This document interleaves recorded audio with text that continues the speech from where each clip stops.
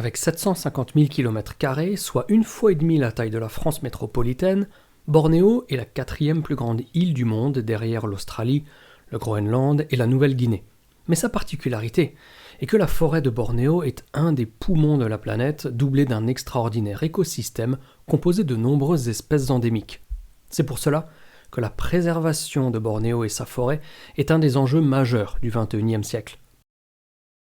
Dans cette vidéo hors série, qui va vraiment vous plaire, j'en suis intimement persuadé, je vous dis tout en gardant à l'esprit qu'un avenir meilleur nous attend.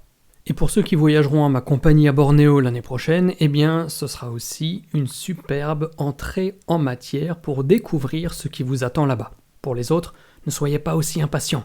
Un petit peu plus tard dans la vidéo, des informations arrivent justement sur les détails de ce voyage.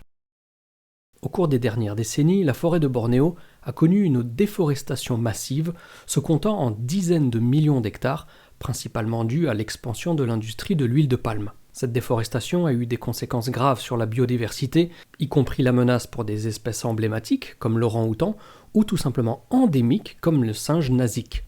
En plus de la déforestation directe, la fragmentation des habitats, due à la construction de routes, de barrages et d'autres infrastructures, a également eu un impact négatif sur la biodiversité et sur la capacité des espèces à se déplacer et se nourrir ainsi que se reproduire librement. C'est pour cela que des initiatives ont été mises en place pour établir des aires protégées et des corridors biologiques pour préserver les habitats naturels restants et faciliter le déplacement des espèces. C'est l'exemple du Kinabatangan Wildlife Sanctuary, qui abrite l'un des écosystèmes les plus riches du monde autour du deuxième plus grand fleuve de Malaisie.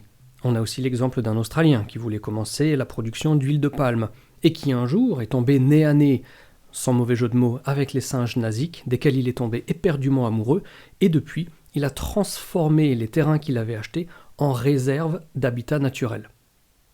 Certains producteurs de palmiers à huile disent quant à eux s'être engagés à adopter des pratiques durables, bien que l'efficacité de ces efforts puisse varier et que, si vous voulez mon avis, relève plus du greenwashing qu'autre chose. Heureusement, on perçoit un renforcement des réglementations depuis quelque temps et pour au moins les 10 prochaines années.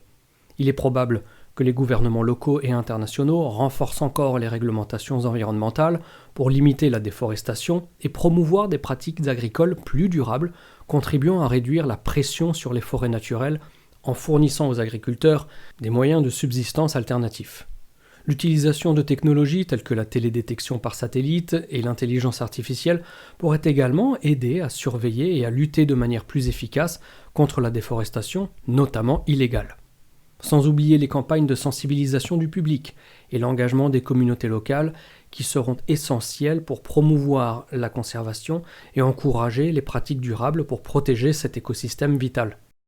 La déforestation à Bornéo a eu un impact dévastateur sur la faune endémique, c'est-à-dire les espèces qui sont uniques à cette région et qui ne se trouvent nulle part ailleurs sur Terre. La déforestation entraîne la destruction directe de l'habitat naturel de ces espèces endémiques qui perdent alors leur source de nourriture, leurs sites de reproduction et leurs abris. Avec cette déforestation, les plus petites espèces endémiques, tout aussi précieuses, peuvent aussi être confrontées à de nouveaux prédateurs introduits par les activités humaines, tels que les chiens errants ou les chats domestiques. Ces prédateurs peuvent avoir un impact dévastateur sur les populations locales d'espèces endémiques qui n'ont pas évolué pour faire face à de telles menaces. À cela s'ajoute que les espèces sont plus vulnérables au changement climatique en réduisant leur capacité à se déplacer vers des habitats plus favorables lorsque les conditions locales deviennent moins propices. Dans l'ensemble, la déforestation a entraîné un déclin dramatique des populations d'espèces endémiques à Bornéo. Certaines espèces sont devenues gravement menacées d'extinction, voire ont déjà disparu dans certaines régions. La bonne nouvelle cependant, c'est que dans les zones protégées telles que Sepilok ou Kinabatangan, qui sont des réserves naturelles importantes de Bornéo, il est possible de percevoir une augmentation du nombre de primates. Les zones protégées offrent un habitat relativement préservé pour les primates, ce qui peut progressivement encourager l'augmentation de leur population. Ces zones offrent aussi des ressources alimentaires abondantes et des abris adéquats, ce qui favorise la reproduction et la survie. Ces deux zones protégées, pour ne citer qu'elles, sont souvent associées à des programmes de conservation actifs, qui visent spécifiquement à protéger les primates et leur habitat.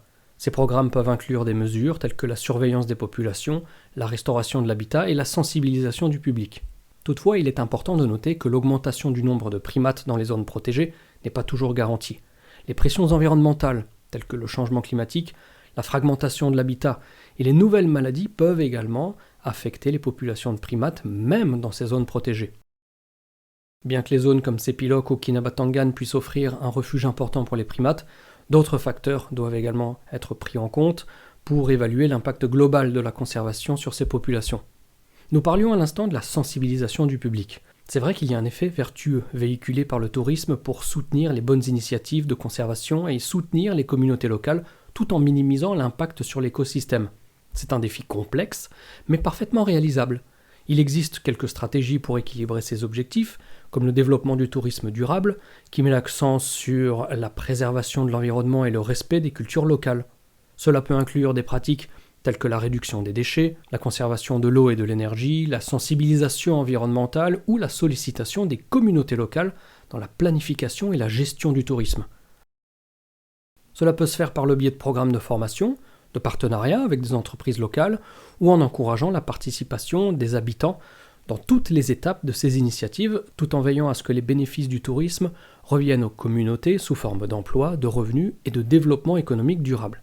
C'est le cas dans les lodges le long du fleuve Kinabatangan avec lesquels je travaille.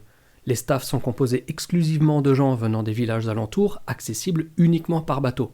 Cela permet aussi d'échanger pour comprendre la manière dont ils sont obligés de jongler entre modernité et symbiose avec la nature. Des échanges toujours très enrichissants, dans lesquels nous sortons tous grandis.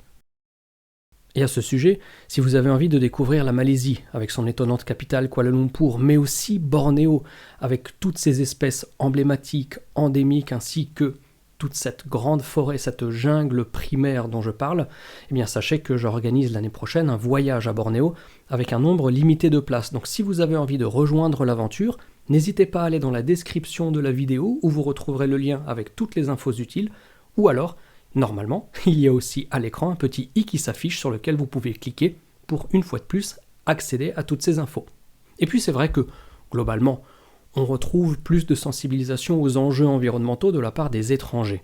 La Malaisie demeure un pays très pollueur, surtout au niveau des océans, et les locaux qui vivent dans une grande pauvreté et à faible niveau d'éducation, notamment sur pilotis en région côtière, ont d'autres soucis au quotidien que le tri sélectif. Par conséquent, le tourisme conscient permet de soutenir économiquement les populations locales, mais aussi de les sensibiliser sur leur rôle actif quotidien dans ce chemin. Les conséquences positives sont multiples et la prise de conscience est croissante sur l'importance de protéger l'environnement et la nécessité d'agir pour préserver les ressources naturelles. En adoptant une approche intégrée qui prend en compte les besoins des communautés locales et la préservation de l'écosystème, il est possible de créer un modèle durable qui profite à tous les acteurs impliqués, tout en préservant la richesse naturelle et culturelle de Bornéo qui a besoin de fonds pour se développer. L'intervention d'ONG peut aussi jouer un rôle crucial dans ce processus de sensibilisation et de changement de comportement grâce à des campagnes de sensibilisation et des programmes éducatifs dans les communautés pour informer sur les impacts de la pollution sur la santé humaine et l'environnement. Les ONG peuvent offrir une formation et un renforcement des capacités aux populations locales pour les aider à adopter des pratiques durables, à mettre en œuvre des solutions de gestion des déchets et à promouvoir la gestion durable des ressources naturelles. Elles le font en étroite collaboration avec les locaux pour identifier leurs besoins spécifiques et les aider à élaborer des solutions adaptées à leur situation culturelle et économique. L'intervention des ONG est donc devenue de plus en plus essentielle. Et si vous me suivez depuis longtemps, enfin au moins 5 ans, vous savez qu'à travers mon agence de voyage, j'ai très rapidement pris des engagements, dès 2019, auprès d'une ONG pour financer des actions de revalorisation des déchets plastiques et la réimplantation des récifs coralliens. Alors certes, j'ai conscience que moi, je ne vais pas forcément changer le monde, mais il faut croire en l'effet papillon, surtout pour les coraux essentiels à l'équilibre de l'atmosphère de la planète. Et puis peu à peu, un essor du tourisme peut entraîner des investissements dans les infrastructures de base, tels que les services de santé, l'accès à l'eau potable, l'éducation, etc. De plus, il est important de noter qu'une fois de retour, les voyageurs prennent vraiment conscience, et ça je le vois, prennent vraiment conscience de l'impact de la déforestation. Voir et sentir les choses personnellement sur le terrain, c'est aussi un très bon moyen de changer ses habitudes de consommation en réduisant l'utilisation de l'huile de palme. Parce que, il ne faut pas s'y tromper, toutes les saloperies vendues en supermarché dans de jolis emballages utilisent de l'huile de palme et donc contribuent à la perte de la biodiversité. Là aussi, l'effet papillon marche dans l'autre sens. Forcément, les gens vont commencer à encourager l'utilisation et la promotion d'alternatives à l'huile de palme dans les produits de consommation courante tels que l'huile de colza, l'huile de tournesol, l'huile d'olive et d'autres huiles végétales. Mais ça ne peut se faire qu'en exerçant une pression sur les entreprises, en nous détournant de leurs produits pour qu'elles adoptent des politiques de durabilité strictes en ce qui concerne l'huile de palme. Les consommateurs, les investisseurs et les gouvernements peuvent utiliser leur pouvoir d'achat et leur influence politique pour encourager ce changement, bien que les gouvernements n'en ont finalement pas grand-chose à faire quand le problème se trouve à l'autre bout de la planète. Qui a dit oui comme les batteries électriques ? Si, je t'ai entendu, tu l'as pensé très fort.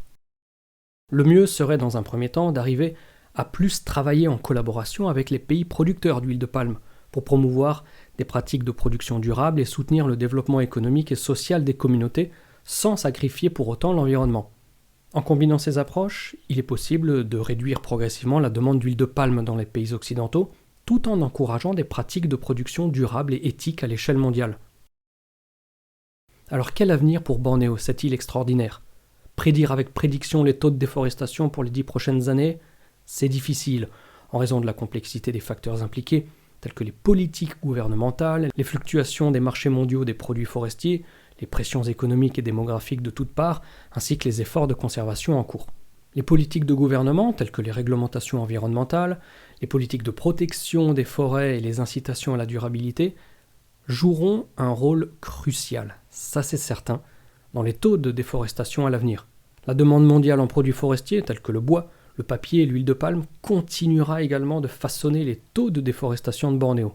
Et les fluctuations de la demande et les évolutions des marchés internationaux peuvent influencer les décisions des acteurs locaux en matière d'exploitation des ressources forestières, ce qui complexifie encore grandement la tâche. La bonne nouvelle, ce sont les efforts croissants de conservation et de gestion durable des ressources forestières. Que ces efforts soient menés par des gouvernements, des ONG, des entreprises, des philanthropes, ou par ricochet d'un tourisme responsable et conscient, qui fait malgré tout vivre des dizaines de milliers de personnes et soutient des centaines de projets vertueux qui ne sauraient s'autofinancer autrement, ils contribuent à ralentir la déforestation et à protéger les habitats naturels et les espèces qui y vivent. Les progrès réalisés dans ces initiatives sont déjà considérables et devraient se développer encore dans le futur. Il ne me reste plus qu'à vous donner rendez-vous dans 10 ans, en espérant d'ici là y avoir contribué un peu plus par mes engagements personnels et professionnels. Voilà les amis, merci beaucoup d'avoir regardé cette vidéo hors série jusqu'à la fin, et d'ici à ce que je vous retrouve sur la chaîne pour de nouvelles réjouissances, comme toujours, portez-vous bien et surtout n'oubliez pas de garder la passion. Ciao ciao.